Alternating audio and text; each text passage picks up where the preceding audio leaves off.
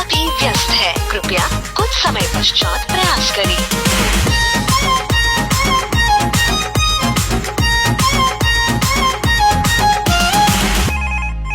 Hello कौन? तेरा बाबू हूँ। हेलो कौन? तेरा बेबी हूँ।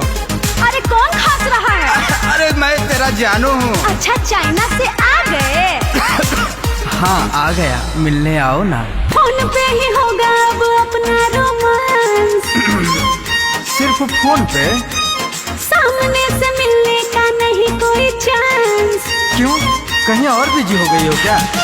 हाँ फोन पे ही होगा अब अपना रोमांस। सामने से मिलने का नहीं कोई चांस। तुम्हारे लिए चाइना से ढेर सारा गिफ्ट लाया हूँ। गिफ्ट